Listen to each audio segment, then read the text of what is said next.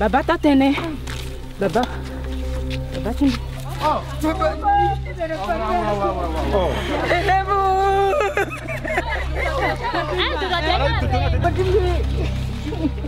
This family was luckier than most.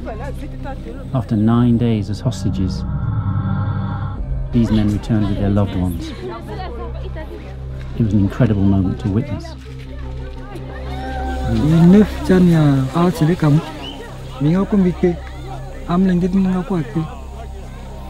Bilango gina yati periti gingo melingiti biska bag.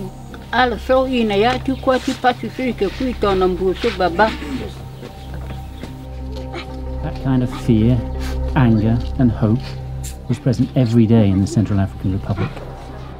Since 2013, I've watched as the country battled against anarchy, as I documented the civil war for Human Rights Watch from the beginning. It began with the Seleka, a rebel coalition that sought to topple the corrupt government.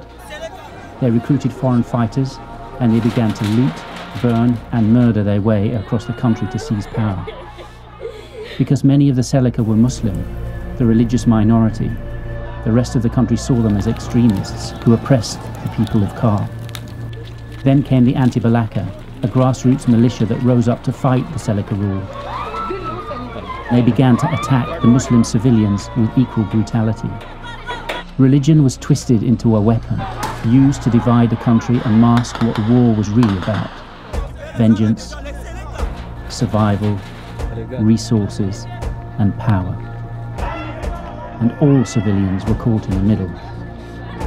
800,000 people were forced from their homes. Neighborhoods burned to the ground. Thousands died. A civil war began.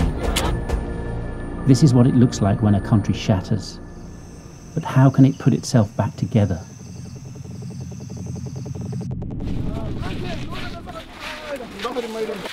We think of civil war as two armies facing off. But what it really looks like is everyday moments of terror in the street. And as the conflict trickled down into the communities, it sparked tit-for-tat murders fueled by revenge. These people are grieving the death of a young Christian girl. Her family members told us they would seek their own form of violent justice. Il y a un musulman ici à côté, il a tué 5 personnes. Et le matin après, il a tué notre soeur. Pour cela que nous sommes aussi allés lui attaquer, brûler la maison et faire un tapage.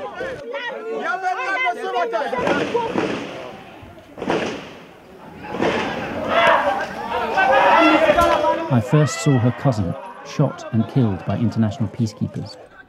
Then I saw the machete he'd used to murder a passing man on the street. Even at a funeral, it felt like there was nowhere to hide. Quand les anti-balaks m'ont dit nous allons chasser et les Seleka et les gens des longues robes, c'est ce qu'on a compris qu'ils ont considéré les musulmans aussi comme des ennemis. Father Bernard is a Catholic priest. His arms are around a Muslim child, and his churchyard has become a home to Muslim women, children, and the elderly. Each person he saved. Puis beaucoup ont été massacrés dans la brousse. C'était comme une chasse. On s'est dit qu'on ne pouvait pas rester là comme ça sans rien faire. J'avais peur, mais c'est des vies humaines qui sont en danger. On a accueilli des musulmans à se cacher chez nous. Il est resté au bord de la rivière pendant 3 jours et j'étais parti, je l'ai trouvé, je voulais le prendre même, il avait peur de moi. Le père Biss a appelé, nous avons tout fait pour qu'il vienne. Ici, ils se sentent à l'aise et elles se sentent aimées. Father Bernard reminded us that although this is mistakenly made out to be a religious war, it's not that simple. It's communities just fighting to survive.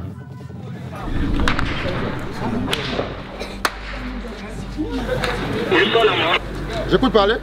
Quand nous avons riposté à la douchette, ils ont tenté de repartir pour déborder encore. On décroche. Parce que les anti-balaka ont pris et puis les Seleka ont pris. Alors on dit bon, on se replie pour pouvoir regagner le terrain. Alors ils sont en train de réfléchir. While the war raged on, cities were under siege. Hundreds of people fled to shelter at an international peacekeepers base.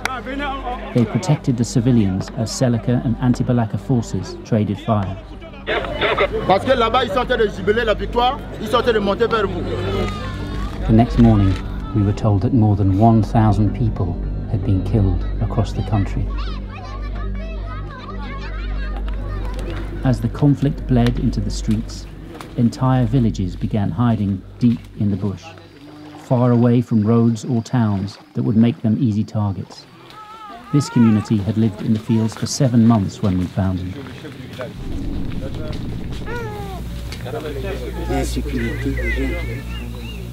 Même moi qui est chef de village, je suis obligé de rentrer dans la brousse.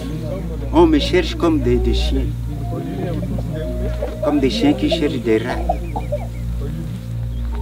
La population dorme sous l'arbre, sans refuge. Nous souffrons. Là où nous sommes, c'est pour avoir seulement des médicaments, de la paludisme et de l'anémie. Des femmes qui accouchent dans la bouche comme ça, sans pourtant avoir le traitement. Pour moi, je peux estimer peut-être même 4 à 5 morts par semaine. Hein. Il y a le tomo ici. 9 mois et 6 mois. Et puis on veut à ce que vraiment, il faut que la paix règne. Parce qu'on ne peut pas vivre vraiment comme ça dans cet état dans la brousse. But it wasn't until September 2014, when the UN peacekeepers arrived, that the violence would finally die down. 3 years later, the original militias have split into 14 separate factions, controlling different parts of the country. But in the east, a new battleground has emerged. Kar is bursting with gold and diamond mines.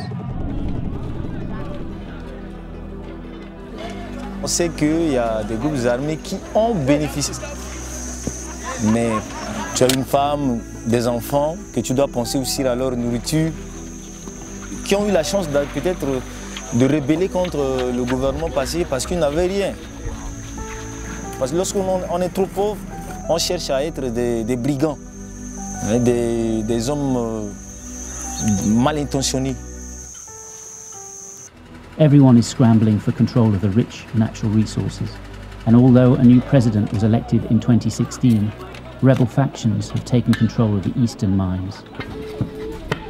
Si on gère très mal le pays va être divisé. Mais pour le moment, je sais qu'il y a cette paix qui s'instaure. Dieu pense à la RCA, je sais que la RCA va changer.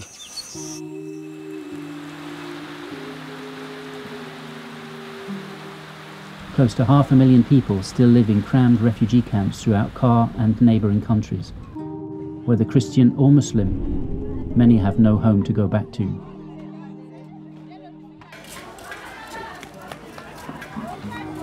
Parfois, je n'ai même rien à trouver à manger. Notre toile là, c'est toujours en bâche. Il n'y en a même plus de l'eau. C'est pour cela que je me mets toujours ça. On n'a même rien à vivre. The Central African Republic remains a divided, scarred and fragile country. In 2017 alone, an increase in violence displaced another 100,000 people. Right now, this story feels like it has no end. Just resilient people looking towards an uncertain future. On est tellement souffrant après la guerre. Vraiment, nous voulons la paix pour qu'on se vive en paix.